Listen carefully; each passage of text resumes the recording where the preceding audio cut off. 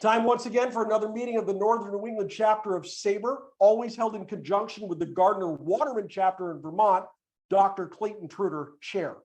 Tonight, it's a rather murky night here in New Hampshire. Rainy and cold, it's hardly an idyllic night for baseball. However, 70 years ago today in Washington, D.C., a historic blast was made. 2 years to the day after his Major League Baseball debut on April 17th, 1953, future Hall of Famer Mickey Mantle hit one of the furthest recorded home runs in history.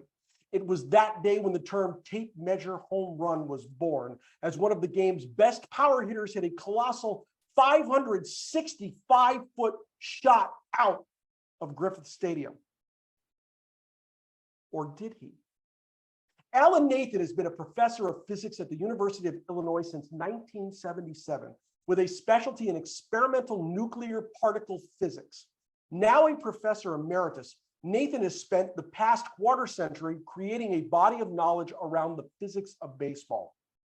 His extensive research and numerous articles, in particular on the collision between the bat and ball and the flight of the baseball, has dramatically expanded our quantitative understanding and visualization of baseball's most fundamental interactions. Beyond the physical interactions themselves, Nathan's research has examined their implications from how a batter's swing might be optimized to the insights extractable out of the data explosion from ballpark installed technologies. How far did Mickey Mantle's 565-foot home run really travel? What about the Ted Williams red seat or the Mantle facade home runs? What is the theoretical longest home run that a batter can hit unaided by wind or thin air? Let's find out. Alan Nathan, what a pleasure to have you here this evening. Thank you very much for joining us tonight. Welcome to Northern New England. Yeah, it's my pleasure indeed to join you on this momentous occasion. So I'm going to share my screen right now. If I could figure out how to do it. Let's see. Here we go. And if all goes well, let's see, it says my screen sharing is paused. I don't know why. I want to unpause it. Resume share. Hold on. There you go. Can you see the screen? I cannot see your screen yet. Yeah, nor can I. Let me hit resume again. It says you are screen sharing. Yep, and I see a beautiful icon right here that our viewers are enjoying right now. Don't worry, whatever it is. Let's see. So looks like a blue ribbon that isn't blue. Yep. I'm gonna stop your screen sharing. Okay. And then I am going to re-enable you.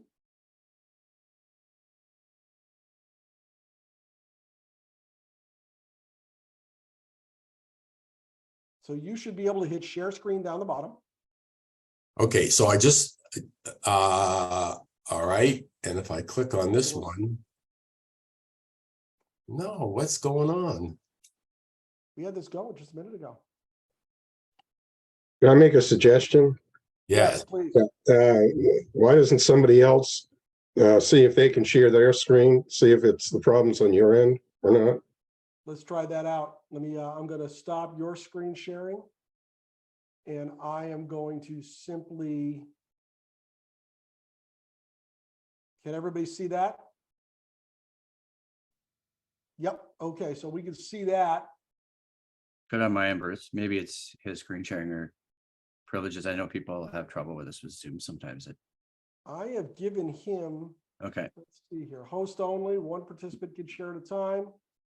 He is co-host. That's what he should be. Yep, he is co-host right now. We are experiencing technical difficulties. Should I try again? Yes, please.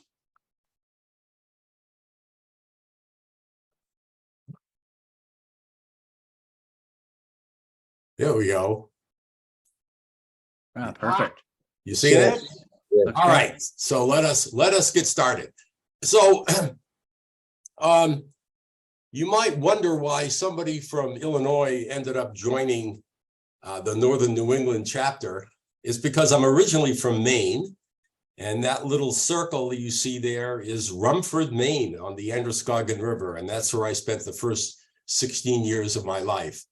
And here is a screenshot of my Physics of Baseball website. Actually, the lead article on there is something I just zipped off last week, the effect of temperature on home run production. It was in response to something else from New Hampshire, a study by a group from Dartmouth on the effect of global warming on home run production. All right, Interesting. so let's move on.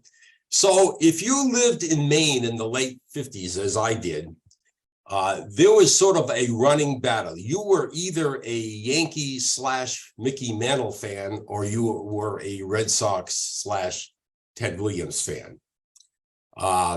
And it's amazing. Of course, all that changed, I think, in 1967. And if it didn't change then, it for sure changed in 2004.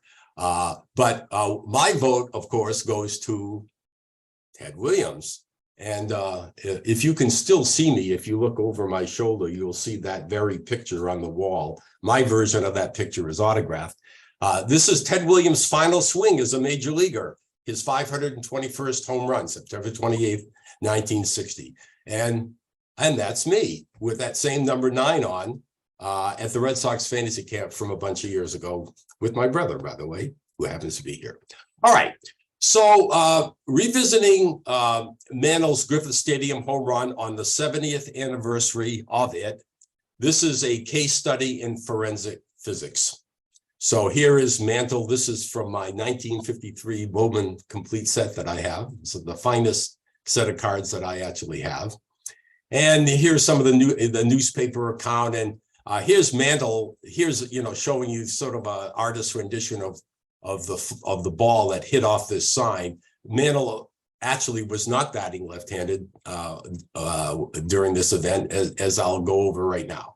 So let me give you an overview of what we know happened that day. This is a story about baseball's fascination with tape measure home runs. I mean, it was a fascination then. It continues to be one now. It's a story about the Mickey Mantle legend. It's a story about one woman's determination to separate fact from legend, and a physicist's determination to, quotes, get it right.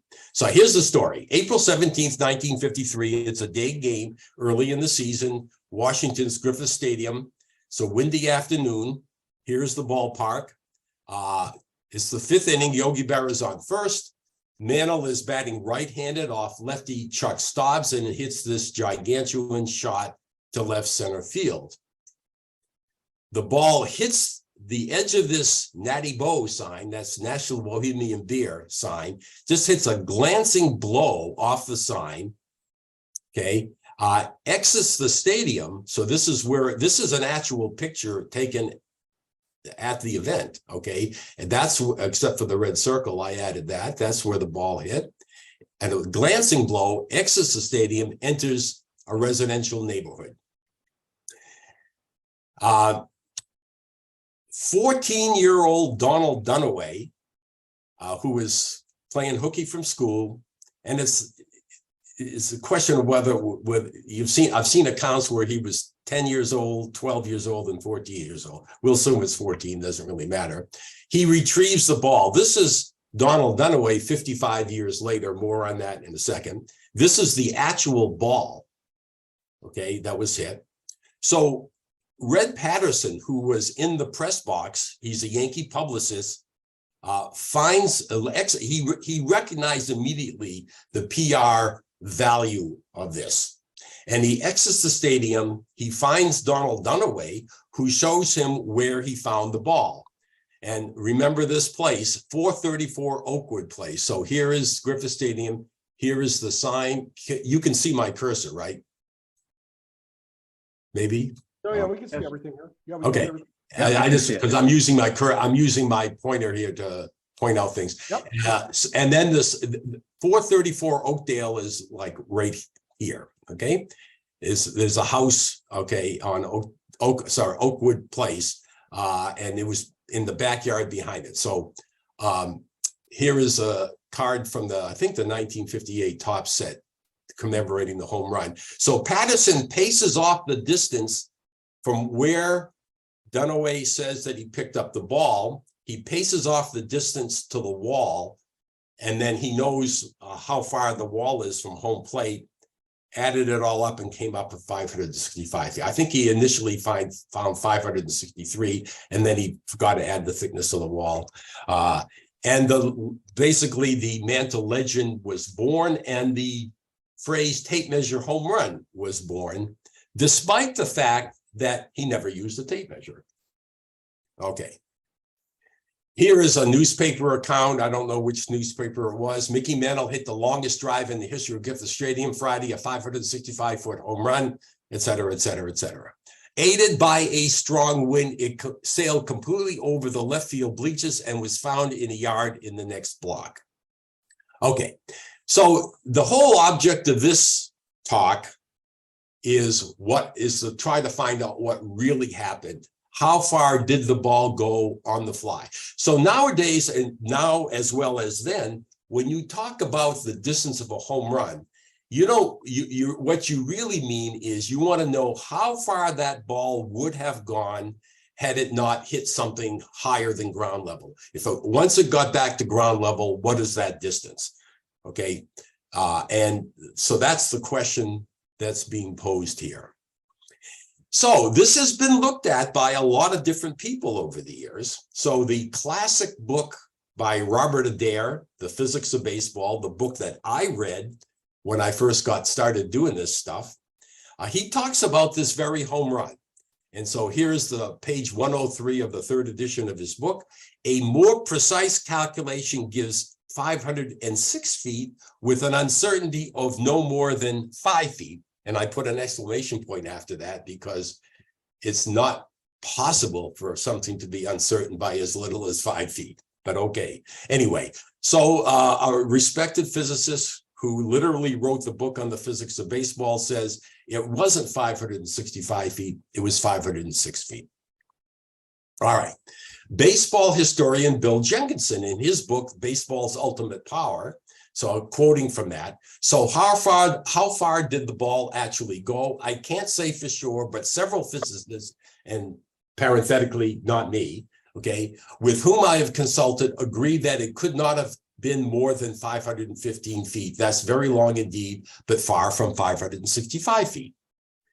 Now, some people really, really feel strongly about downgrading this from 565 to 505 or 515. Jeff Passan, Yahoo Sports, commented on Jenkinson's account. The longest home run ever hit did not go 565 feet, not even close. To think the Mick hit the ball 565 feet is to think that Santa Claus exists. And this was immediately countered by Randall Swearingen, who runs this mickeymantle.com website, and he really feels very strongly. 55 years after the fact, Jeff Passan of Yahoo Sports smugly presented a stunning indictment with help from his expert witness, author Bill Jenkinson, that the 565-foot blast by Mickey Mantle on April 17th, 1953 at Gifford Stadium is merely a myth and could not possibly have traveled that far. Okay, so we have a dilemma. This, as of 2008, when I first got involved with this, we have the legend, namely Red Patterson, 565 feet. And by then, Red Patterson had passed away, so there was no talking with him about this. And various physicists, Adair and whoever Jenkinson consulted, said somewhere between 505 and 515. And at that point, enter Jane Levy. Jane Levy used to be a sports writer, now is a writer of books primarily about baseball. And she won the SABR Chadwick Award in 2022 for one of her books, which I'll tell you about in a second. The first book that I know that she wrote was the biography of Sandy Koufax. It is, I believe, the best of all the baseball biographies I've ever written. I've read a bunch of them. I believe this is the best baseball biography ever written. It's an absolutely superb book. The one that she won the Chadwick Award for, I think, was primarily The Big Fella, about Babe Ruth, the biography of Babe Ruth. And she found some new, many people have written about Babe Ruth. So it's a tribute to Jane that she found some niche for herself that really hadn't been talked about before. That was published in 2018. But the book that I want to tell you about is her biography of Mickey Mantle. The Last Boy, Mickey Mantle and the End of America's Childhood. It book came out in 2010. It reached number 4 in the New York Times nonfiction list. And there is a whole chapter, chapter 6, called One Big Day, devoted to this event that happened 70 years ago today. And it was in that context that she contacted me as she was researching this home run. Okay, so what did she do? She interviewed lots of eyewitnesses, and here's a few of them. And of course, as time goes on, it's getting harder and harder to find eyewitnesses.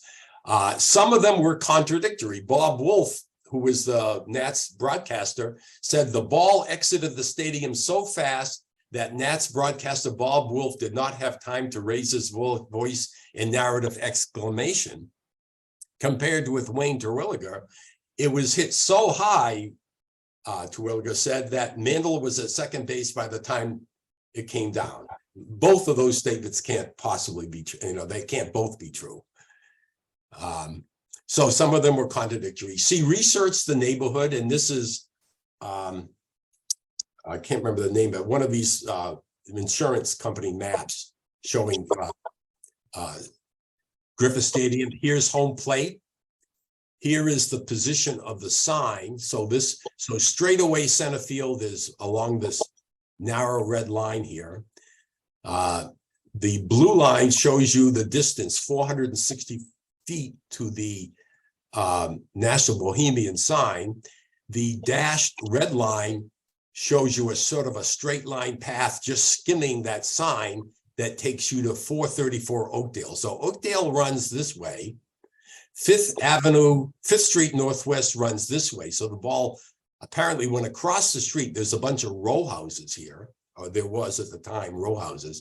434 Oakdale is here, and this is where the claim was that Dunaway showed Patterson where he picked up the ball.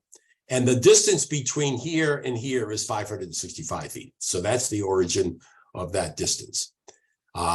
And yeah, so here is 434 Oakdale.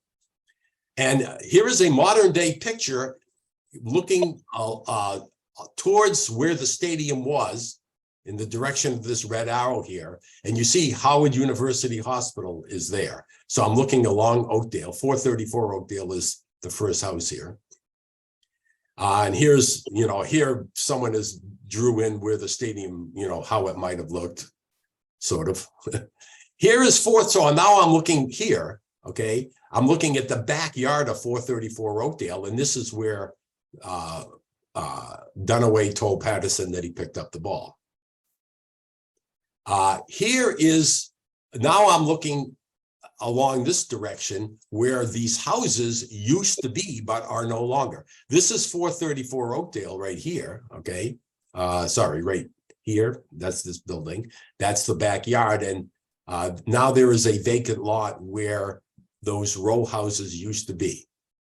And I'm going to show you, I'm going to go over this fairly quickly, but here is a present day picture, aerial view of the neighborhood with somehow through the magic of Photoshop, they put Griffith Stadium in here. So here's 434 Oakdale right here with the ball behind which the ball landed. Here is the vacant lot that used to have the row houses.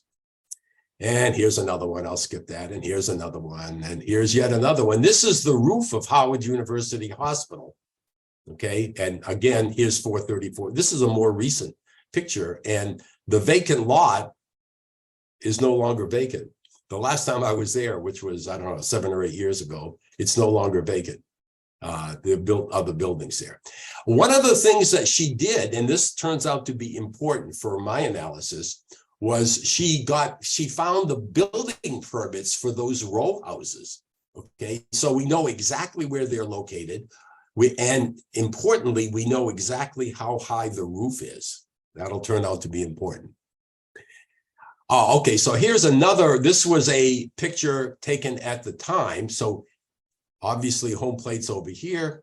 Here is the beer sign here. Here is 434 Oakdale. I'm going to show you a blow up of this region. So here's a blow up, 434 Oakdale. Here are these row houses. The two on each end are high, have a high roof, and the ones in the middle don't. Here's Fifth Street. Here's the beer sign. Okay. And more of the same. Okay. All right. And she enlisted my help. So here we are. This was April 19th, 2008. We're on the roof of Howard University Hospital with some surveying equipment and stuff, and maps. And we basically located home plate. Home plate basically sits right above the emergency room in the hospital. And that's me posing for a picture. This very picture appeared in the New York Times on Sunday, October 23rd. Jane Levy wrote an op-ed piece for the New York Times about old ballparks. And this is Jane Levy posing, where home plate is. And if I click one more time, that's my brother right there. Okay, I'm not sure what he's doing, calling a home run or something. So he was there, and my brother, his son, were all part of the research team that, got on top of the Howard University Hospital. And I highly recommend to all of you that you get her book and read the account of how she found Donald Dunaway. She found him in, I think it was in 2009. And I remember by then we had already been on top of Howard University Hospital. She was still looking for him. She was trying to track him down to find out what happened from his perspective. And it's a sad story about, a white man's game being played in a black man's neighborhood and all this sort of stuff. The neighborhood actually has changed quite a bit. It's really gotten gentrified over the last dozen or so years. But it's a very interesting story about a narrative that she tells about how she tracked him down. She was so excited the day she found him that she called me up. I was sitting in my office in the university, and my phone rings. It's Jane, and she said, "I found Donald Dunaway," and she put him on the phone with me, and we chatted and everything. Sadly, a year or so later, he passed away. He lived a very, very tough life. Okay, so now that's the narrative of what we know happened, or think we know happened. So let's recount things that we know, or at least approximately know, and things that we don't know. And then we have to develop a strategy to how to figure out what we don't know. All right. So we know the ball hit a glancing blow on a sign and exited the stadium. The sign was 460 feet horizontal from home plate. It was 55 to 60 feet above ground level. Donald Dunaway retrieved the ball. Okay, he actually changed his story. He didn't retrieve the ball behind 434 Oakdale. It was actually behind those row houses, between the row houses and 434 Oakdale. And that changes the story a little bit. Okay. And again, the distance is approximately 565 from home plate. So we know it's a long ways from home plate. And we also know, and this is important, the wind was blowing out steadily at about 20 miles an hour, which is an enormous wind, with gusts up to maybe 40 miles an hour. Okay, what we don't know anything at all about the launch parameters of the batted ball, things that we sort of almost routinely take for granted nowadays with all the technology in the ballpark. We don't know the speed of the ball coming off the bat. We don't know the launch angle. We don't know how much spin the ball had on it. All those things matter. We don't know how long it took to go once the ball was struck to hit the sign. Okay, if we did know that would help nail things down a lot better. We don't know the precise wind speed and direction of the wind at the time. Oh, we know it was blowing out, but we don't know the precise direction. And we also really don't know the precise height where the ball was hit. 55 to 60 feet is sort of what people say. And we also don't know where the ball landed. We know, if we believe Donald Dunaway, we know where he said he picked up the ball. That doesn't mean it landed there. All right, so other things we don't know. What would we like to know? Is there a plausible set of conditions that are consistent with the known facts? And the answer is yes, as I will explain to you. Given all the uncertainties, what constraints can we place on the distance the ball would have traveled unobstructed? And I have an answer. I'll tell you that answer later. All right. So how to constrain the trajectory? We know the ball hit the beer sign. We know how far away it was. I'm going to simply assume it's 60 vertical feet high above ground level. Is that enough information to determine the landing point? The answer is a resounding no. And let me explain why. So this is the only real physics you're going to get in this talk. Caution, physics alert. But fear not, if you understand the next few slides, you understand everything. Okay? So even aside from the vagaries of atmospheric conditions, wind and things like that, even if you were playing baseball in a vacuum, or as I like to say, you were playing physics 101 baseball, looking at trajectories as you would in an introductory physics course. What we know is the ball, so these are the stands and the sign is up here. We know the ball hit here, okay? And that's pretty much all we know. How could it have gotten here? Well, there are various combinations of launch angles and exit velocities, the speed of the ball coming off the bat, that all could have led to a trajectory that hits right at that point. So here, I'm going to show you a bunch of them: 20 degrees, 30 degrees, 40 degrees, 50 degrees. Okay. And look, once you extrapolate those back down to ground level, okay, they all land in different places. So here's a blow up. Here is this is where it hit. This is the beer sign, 460 feet from home plate, 60 feet off the ground. There's a low trajectory and there's a high trajectory. And you see the range of possibilities is huge, somewhere between 500 feet and 500 and maybe 70 feet. Okay. So we need some other way to constrain that trajectory. Okay. If we knew the launch angle, that would be enough. If we knew the exit velocity, that would be enough. Interestingly, if we knew how long it took from contact to hitting the sign, that would also be enough. But we don't know any of those things. So we have to sort of invent a way to do this. So we have a dilemma. Different combinations of batted ball speed and vertical launch angle are possible. We need more information, and these are the things that one additional piece of information would have sufficed. But we have one additional piece of information, that the fact that the ball was retrieved behind these row houses, a fact that was seemingly ignored in the previous physics analyses, but one that leads to a considerably longer distance than the 505 or 515 feet. And interestingly also, contemporary accounts knew about this. Lou Everett, New York Times, 2 days later, from home plate to the spot where the ball hit measures 460 feet. It was estimated that the ball came to rest 105 feet farther back. And to get there, it could not have bounced in the street immediately outside the park. It is unlikely that the ball could have bounced high enough first to clear a two-story building behind which it was picked up by a 10-year-old lad who sold it to Patterson. So the ball has to get behind those houses, okay? How did that happen? So here's the picture again. So here's the actual picture. You've seen this before. Here's the beer sign. Here is 5th Street Northwest. Here are the row houses.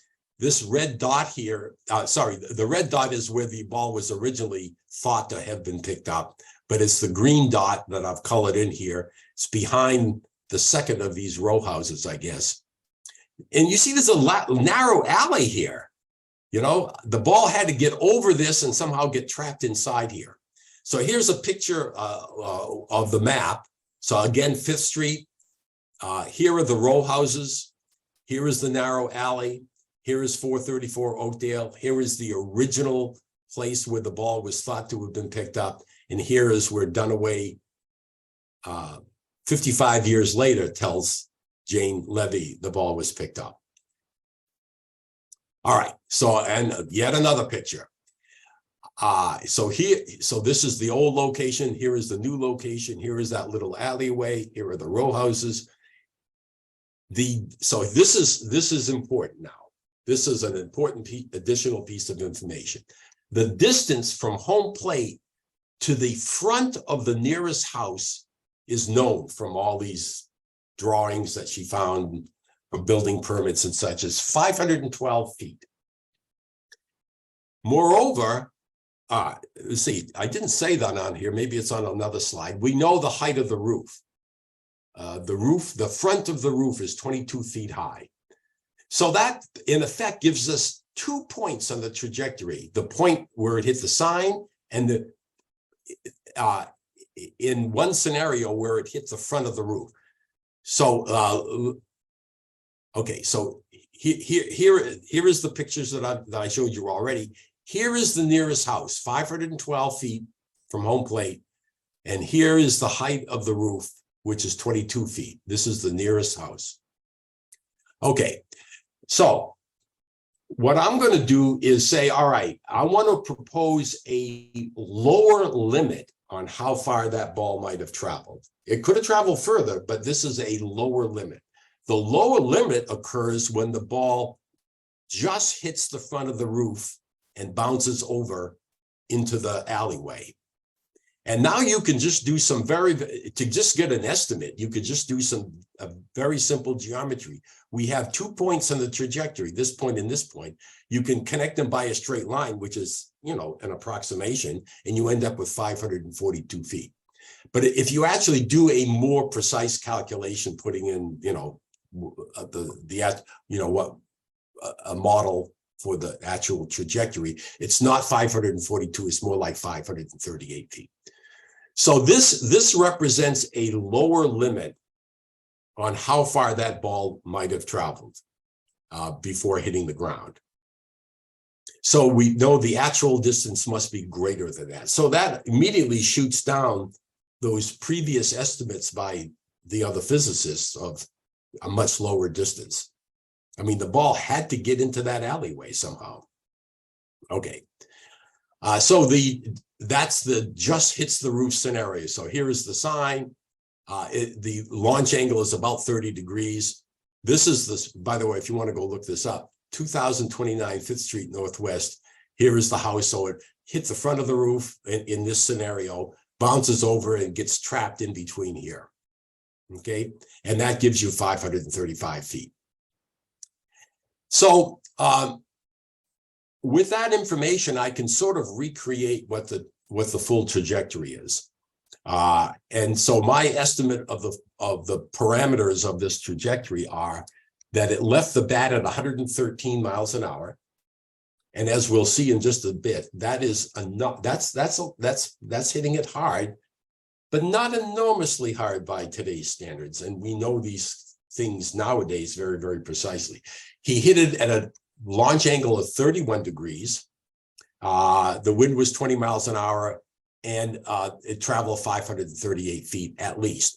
And by the way, once you have a trajectory model for that trajectory, you can then play some computer games. So for example, I can say, all right, suppose there was no wind. That ball would have traveled only 460 feet. I say only. It's still a pretty long fly ball, but it's nowhere near 538 feet. The wind played a huge role in this. And so this is my modeling of the full trajectory. Here is the sign, and the house is over here. And Okay, there it is. Okay, now, interestingly, you can do another analysis and come up with possibly a different number. And my other analysis is that let us assume, so we really need this one additional piece of information. So I said, all right, let me assume, because this was such an unusual event, okay, the ball literally left the stadium, which I think had never happened before in a major league game. I think Josh Gibson once hit a ball out of Griffith Stadium earlier, but in a major league game, it hadn't happened. So something hadn't been done just right. And let me assume that the ball was hit at the optimum launch angle. Now, if this were a Physics 101 class, the optimum launch angle would be 45 degrees without the effects of air. Well, it turns out the effects of air matter a lot.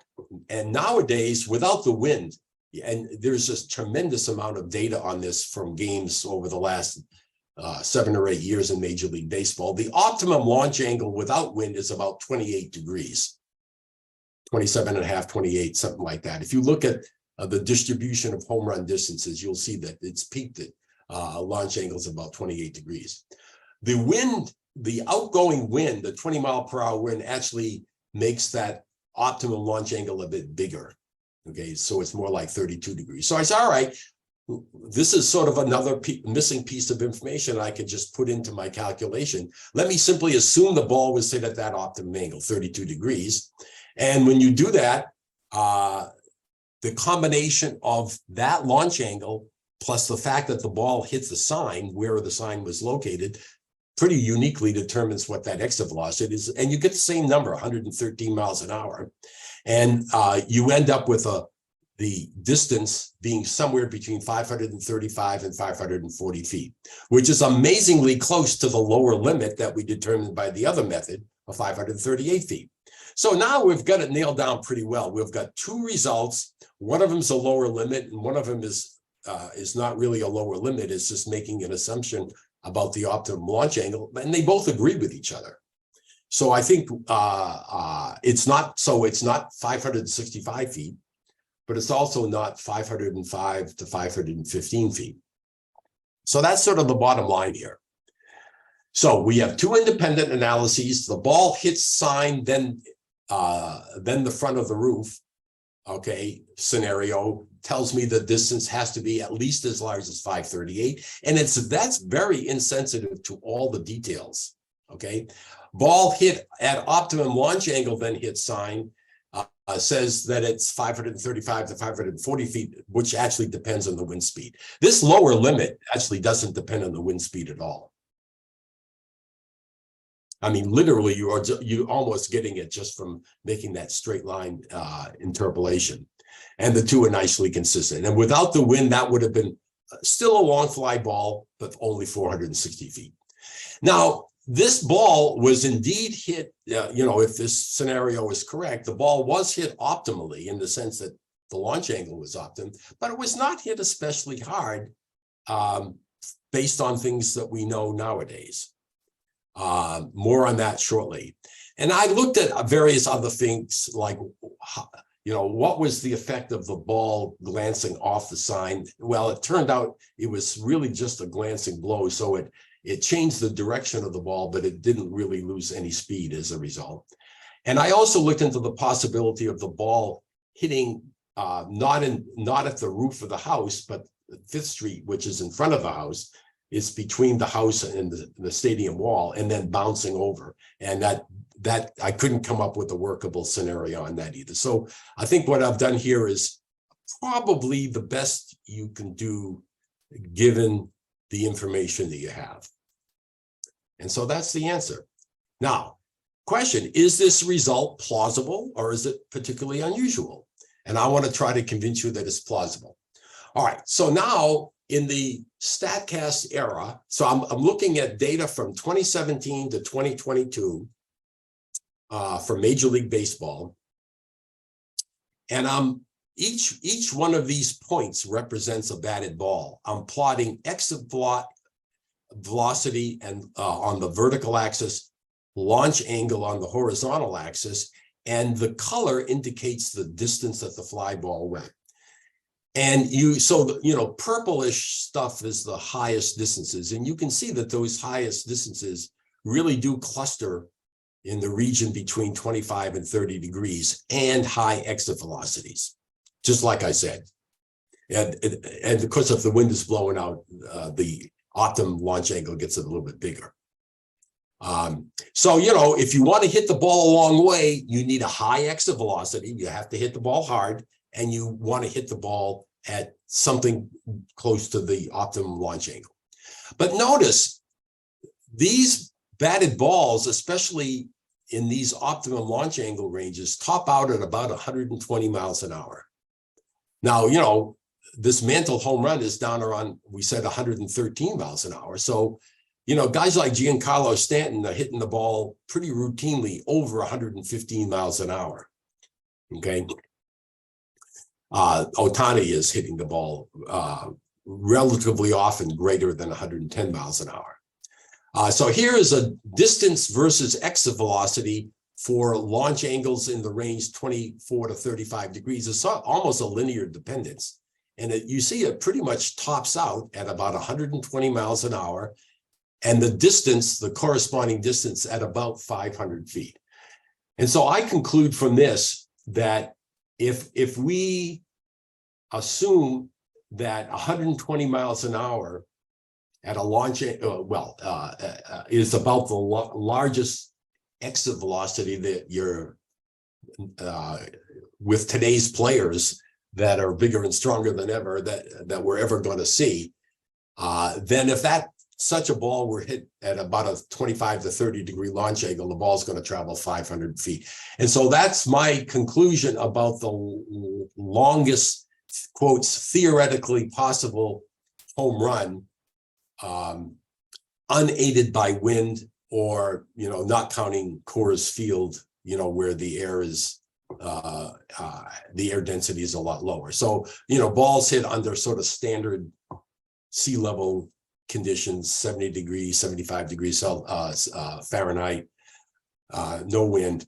500 feet seems to be about the maximum. And if you find a fly ball that's hit much further than that, the first thing to do is to suspect that there's wind. Okay. And wind is very hard to take into account, by the way, because there are swirling things. You can look at different places in the ballpark, look at how the flags are blowing, and you can see the wind blowing at different speeds in different directions at different locations. So it's very hard to take wind into account. But if you were to see a ball hit significantly over 500 feet, I would immediately suspect the wind. So here are the longest home runs through the 2022 season. This is the park where it was hit. This is the exit velocity. This is the launch angle, and this is the track distance. Globe Life Park in Arlington, this is over 500 feet, and it's a fairly small exit velocity, 110 miles an hour. To get over 500, I suspect there was a wind here. Notice Coors Field appears a couple of times. Yankee Stadium, this is almost sure, I didn't look this up, but I bet you this is Giancarlo Stanton. 108, he hits the ball so hard at relatively low launch angles. And so this is 496. But you see, this, whether there's wind or not, these things more or less top out at about 500 feet or so. All right. So speculation. The Mantle home run was hit at the optimum launch angle, but only 113 miles an hour, traveling between 535 and 540 feet. What if he actually would have hit it at what we believe is the highest exit velocity nowadays anyway, 120 miles an hour, with or without wind? And my estimate is that if he would have hit it, that same ball, same launch angle, at 120 miles an hour, it would have traveled over 580 feet. But without wind, it would have been just like the ones that I just showed you. It would have been more like 500 feet. So that's interesting. Now, Mantle, actually, I think in interviews he did hit this ball hard, but he himself claims that it's not the hardest ball he ever hit. I think the one he claims is the hardest one he ever hit was the one that hit the facade. More on that in just a second. But I want to talk about, oh yeah, this is the facade home run. So here is the ball that hit just below the top of the facade in right field at Yankee Stadium. For some reason, they quote this hypotenuse distance, 370 feet, okay? And it's 118 feet off the ground. So this ball just barely missed getting out of Yankee Stadium. And it is the ball that Mantle claims was, I think this is the one he claims was the hardest one he ever hit. Now, the eyewitnesses claim that the ball was still rising when it hit the facade. And that almost surely is not the case. If that would have been the case, the ball would have traveled probably 700 feet or something like that. I mean, it's absurd to think that it could still be rising. But that's also one of the things that's very, very difficult to determine by eye, is when the ball actually reaches its apex. You know, because when it reaches its apex, it's mathematically speaking, the derivative is zero, so it's not changing height rapidly. Okay, so it's hard to tell whether it's on its way up or on its way down. Anyway, it almost surely didn't follow that straight line path. Here is what I consider a likely trajectory, assuming no wind. And so here is the top of the facade. This is 350 horizontal feet and whatever I said, 118 feet high. Okay, and assuming that it's hit optimally, say at 29 degrees, that location here plus the 29 degrees determines the exit velocity. And once again, you end up with 120 miles an hour. And the ball, had it not hit the facade, had it left the stadium unimpeded, would have traveled over just about 500 feet. So that's the Mantle facade home run. The Ted Williams red seat home run, June 10th, 1946. So section, for those of you who are interested, section 42, row 37, seat 21. The seat is painted red. Joe Butcher was sitting in that seat with a straw hat on, and the ball hit him in the head on the straw hat. Okay, the ball hit Joe Butcher's straw hat 502 horizontal feet from home plate, 30 feet above ground level. And once again, you could go through an analysis, assuming the ball was hit optimally, and there was a wind. There was a 21 mile per hour wind. So I estimate if the ball was hit at the optimum angle, which is probably around 30 degrees, it came off the bat at about 115 miles an hour, and it would have traveled 535 feet. But of course, a lot less without the wind. This was, 115 miles an hour is pretty hard hit, but again, it's not the highest, not the highest that we've ever seen. So, another, if it would have been a hit at 120 miles, each mile per hour is worth about another 5 feet. So if you would at 5 miles per hour more, it would have been another 25 feet or so. So it would have been close to 560 feet. But again, it was wind aided. Okay. So it's actually very similar. These parameters, everything here, the 115, the 30, and the 21 are very similar to Mantle's Griffith Stadium home run. Okay, final remarks. So I believe a plausible scenario for the home run, the Mantle home run exists. Of course, we'll never know for sure, ever. I mean, the information is simply lost. The distance is significantly longer than previously thought by the physicists, okay, at least 538 feet. There's no easy way to establish an upper limit. And of course, if you assume that it was hit optimally, you end up with a similar number to the 538. And it was aided considerably by the wind, which is still a very long drive. So it was actually a lot of fun working with Jane Levy on this. I recommend you read that chapter of a book. It was fun working with her. I also had long discussions with Bob Adair, the guy who wrote the Physics of Baseball book, comparing the analysis he did that arrived at 505 feet with the analysis that I did. And so here we are back at the beginning, and I am done. I am done. That was terrific. That was great. So the So I want chat- to stop. I want to stop share now. Is that if Okay. that's okay? So the chat blew up. I've never seen the chat in one of our meetings go from 0 to 60 that quickly like it did tonight, Alan. So It's like a Tesla, 0 to 60 in Right. 5 seconds. buckle up, my dude, because there's questions and comments coming in your way. that Okay. Fast and furious. I want to go to Art Springsteen first. There's two people with their hands up. Art, can you unmute, my friend? You had some comments earlier. I was hoping that you could get those out for us. That were some good stuff there that you brought out. Hi, can you hear me now? We can hear you great, Art. How you feeling before we get started? I've had better days. Well, you look great. I'm glad you're here. So go for it. Well, I mean, the two things. One of the experiments we did in the physics class I taught was determine trajectory and speed of golf balls. And I happened to have in one of the classes a woman who ended up on the LPGA tour, and she was a pretty good player, and I was too at the time.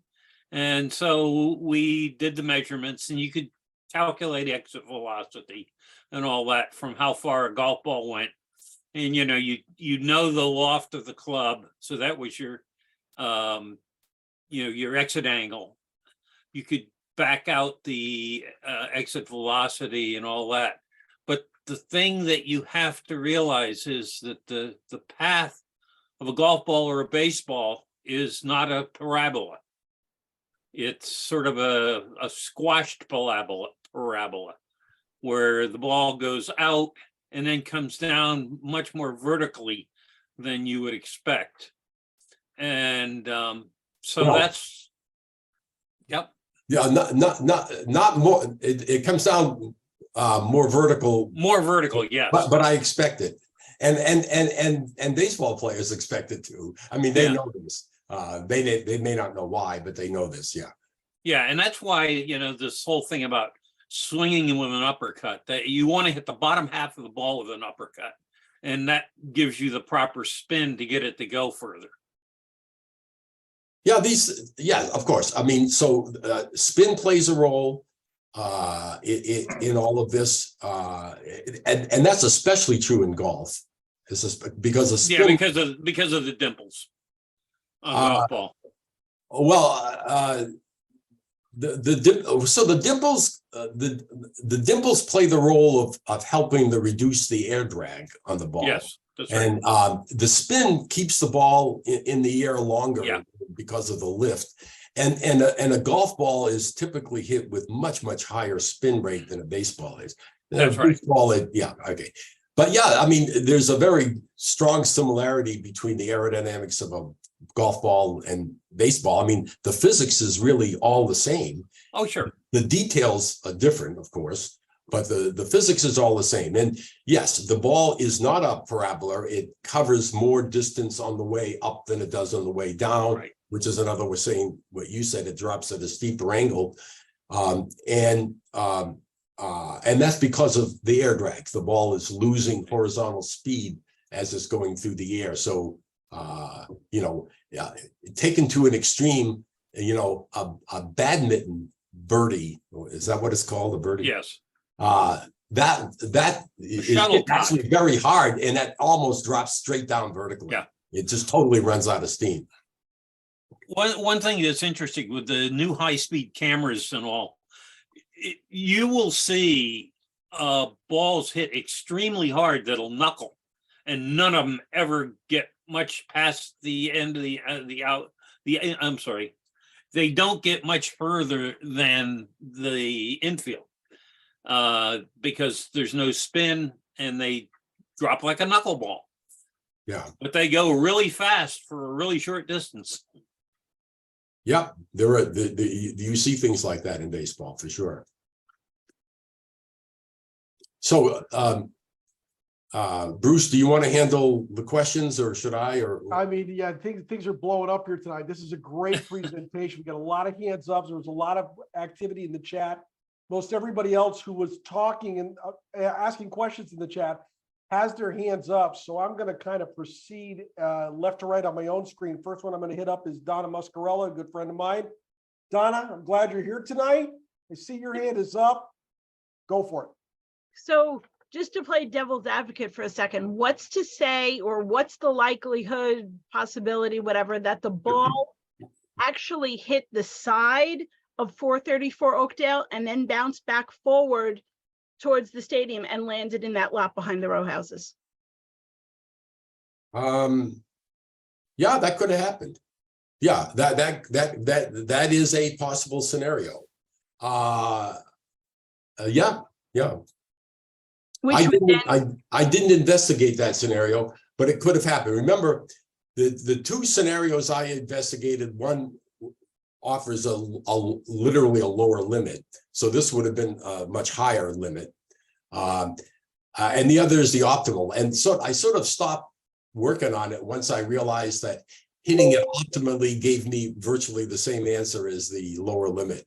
But that's a perfectly reasonable scenario. okay, thank you. All right, let's keep moving left to right on my screen. Ben Abel was next on my screen, so I'm going to go right to him. Ben, how you doing, my friend? Doing good, Bruce. Thanks, Alan. Really Yeah. enjoyed the presentation. Just one thing I Thanks. had said to Bruce privately through chat. Now with things like AI and StatCast, do you think it's more accurate to measure this kind of stuff? Because I asked that, I dropped that later on in the chat. Like you don't have the internet, you don't have smartphones, you don't have any kind of social media, you don't have video.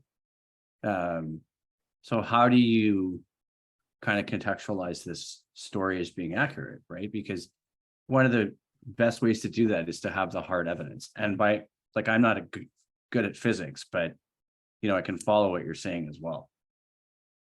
Yeah, I would put this in the category of doing the best you can with what you've got. I mean, Yeah, it's a sort of a myth. It's become that's right. right. It's right. a great story, and it is a great story. I think one thing that I believe one can say with pretty high degree of confidence is that the lower estimates of Adair and Jenkinson, or whoever Jenkinson talked with, are probably not right. I mean, because that ball Hi, had. Don. Can I call you back? I'm on a conference call right now. Thanks, bye.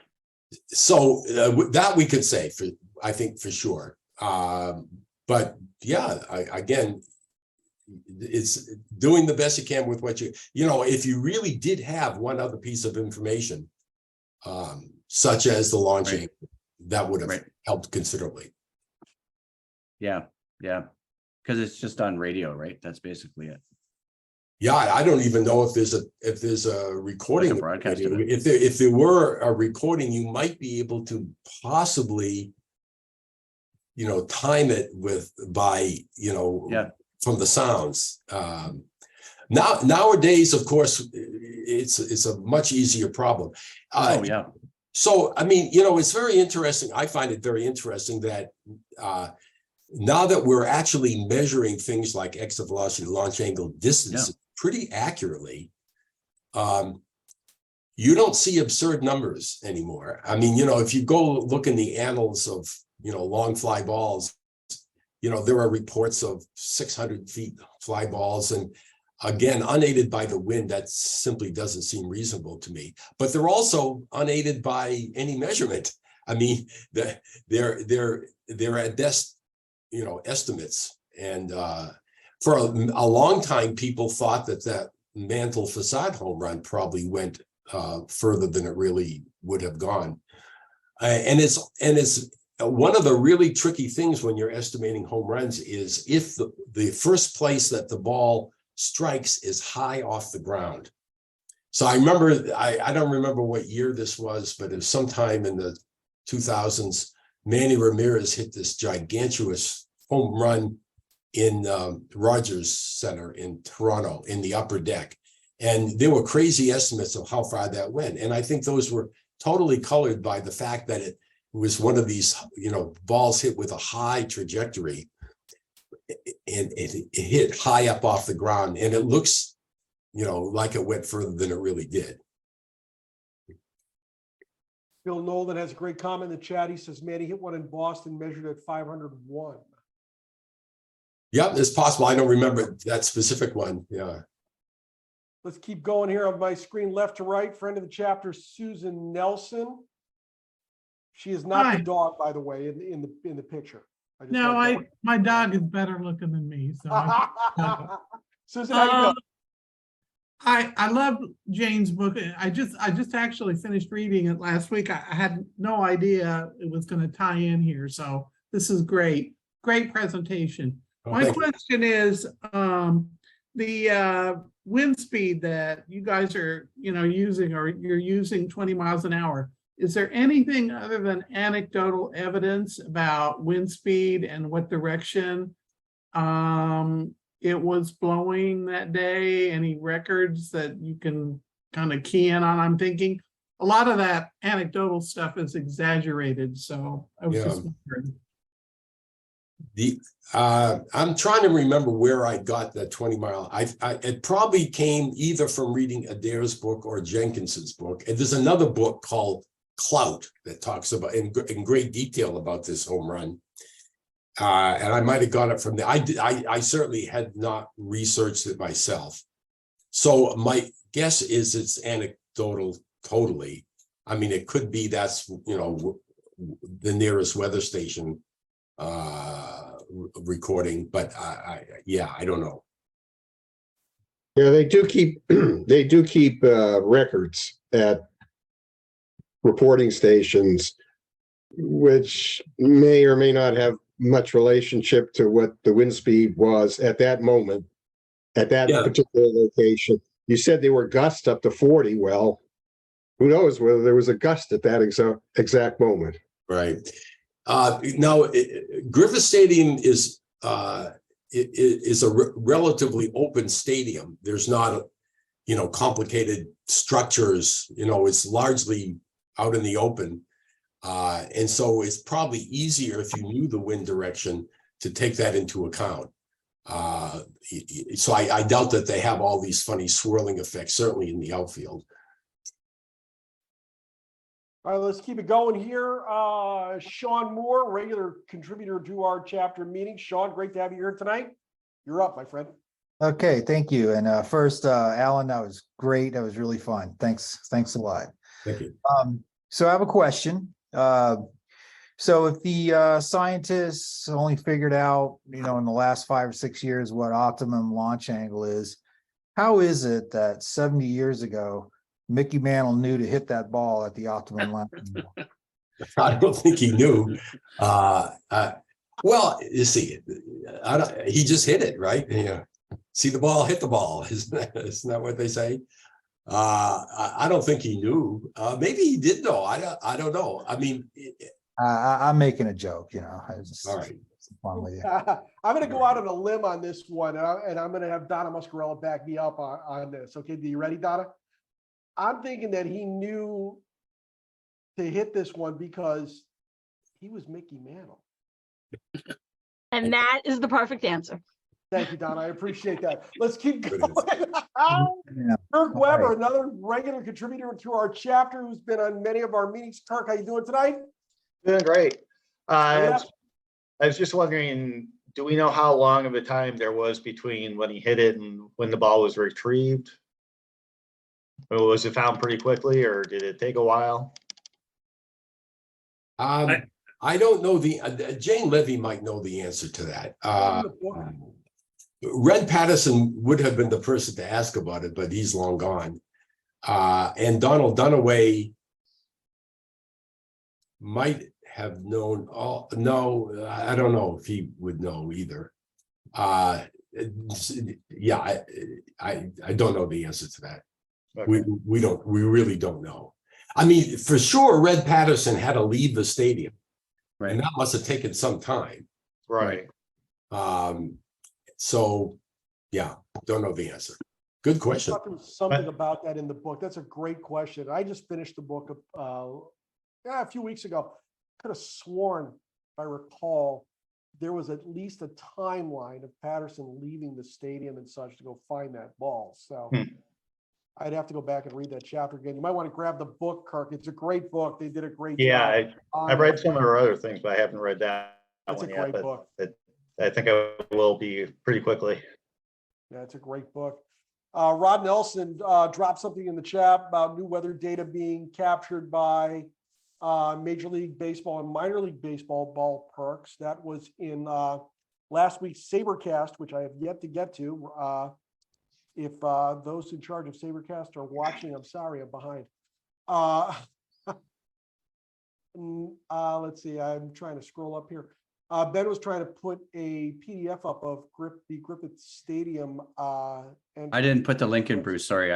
I Okay. just know I read it, so I saved it Okay, as yeah, a so that PDF. is there. He's right. Yeah, he's right. Yeah, so that was just some stuff I read on, and I grabbed it and I just pulled it up on my computer while we were chatting, because obviously with this discussion, I mean, I wasn't alive and I never went to Griffith Stadium, so I grabbed it because I was like, oh, that's kind of an interesting story about an old ballpark. So I don't know if there's anything referencing the home run in this either. Oh yeah, here it Not is. sure. Yeah, Yeah, yeah, there okay. is. Yeah, there's a passage in here about it. Another question for Alan from Rod in the chat. He says, have you ever looked into Andres Galarraga's moonshot off Oh, Tony yeah. Brown into the fifth deck of Joe Robbie? I haven't looked into that. When did that happen? I forget, Rod, you can Send me an email if you have the Well- details on it. If there are StatCast data that on anything about that home run, it would be interesting to look that up. See if we can get Yeah, Rod. it precedes There it is. StatCast. It was probably 97, maybe, I don't know, 96, 97. Oh, yeah, okay, so that, yeah. Yep. But there's a lot. Who was the guy that was doing all that hit tracker and Yeah, Greg Rabarchik, right? who at the time was sort of a freelancer doing this, because it was fun, and then he kind of sold it to ESPN. He currently works for the Red Sox. He's a analyst for the Red Sox, and he's retired the site. So he's no longer doing this. Bill Nolan just pops up with a thumbs up there. No, I forgot. He's a good guy, Greg. Let's keep it going, my friend Dixie Tarango. How you doing, my friend? I'm fine. Alan, is there a precise distance for the Ted Williams home run at Fenway? The red seat home run? Yes. No, all we know is that it landed 500, what is it? Did I say 502 feet, 30 feet off the ground? Okay, so the distance to the seat from home plate is 502. Yeah, that we know. Okay. That we know, yes. And here's a rough rule of thumb, by the way, which is it'll get you close. If the optimum launch angle is 30 degrees, okay, and he'd hit the ball optimally, then this goes into one of the other comments. The ball drops at a steeper angle than it rises. So it rises at 30 degrees.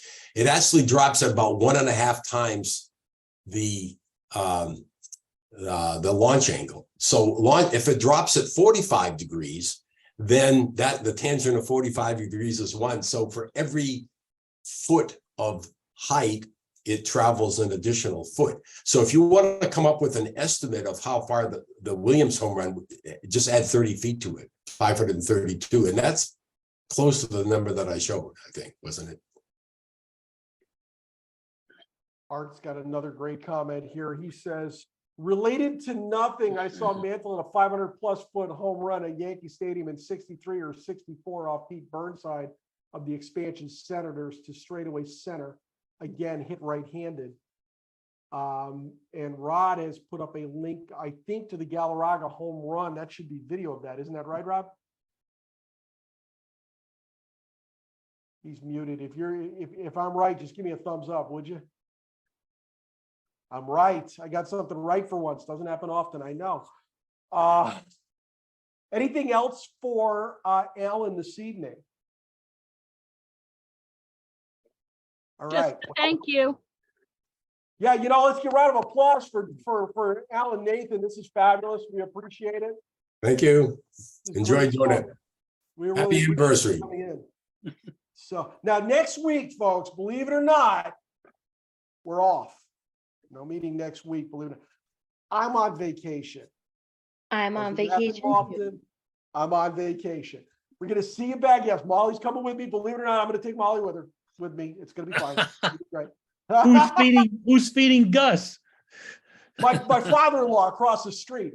Okay. So now we're going to be back here May 1st at 7 p.m. for another very special meeting. I want you to know that this time our meeting is going to be with baseball royalty.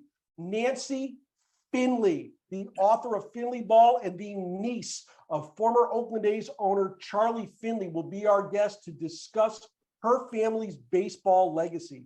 You don't want to miss this opportunity. Nancy is a new SABR member. She's been out there preaching the gospel of the Finley family now for several years.